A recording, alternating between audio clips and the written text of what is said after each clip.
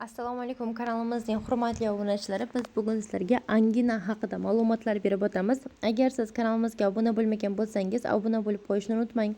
Angina o'tkir tanzilit yuqumli kasallik, og'iz bo'shlig'idagi bezlarning yallig'lanishi, bir nechta turlari mavjud. Kataral angina, folikulyar angina, lakunar angina, flegmonoz angina, ulserativ angina. Virusning havodan yuqishi, streptokok bilan zaharlangan mahsulotlarni iste'mol qilish, sovuqda turish, mikroblarning ko'payishi sabab bo'lishi mumkin. Simptomlari: glandular kengayish, bodomsimon bezlarni qoplash, tomoqda terlash, limfa tugunlarini ro'yxatdan o'tkazish, umumiy zaiflik, qo'shma og'riq, bolalarda quloqdagi og'riq va tuprik. Diagnostika: ko'krak qafasi umumiy ko'rikdan o'tkazish va limfa tugunlarining palpatsiyasi, tomoqni damlamalar, furatsilin pishirish, soda bilan yuvish, jag'ining sohasida spirtli ichimliklarni siqish.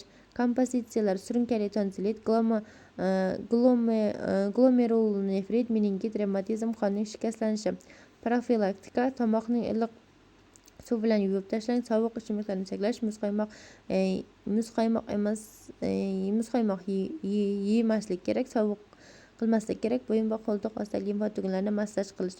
Ma'lumotlarimiz sizga foydali bo'lgan bo'lsa, yaqinlaringiz bilan ulashishni unutmang. Salomatligingizni asrang azizlar.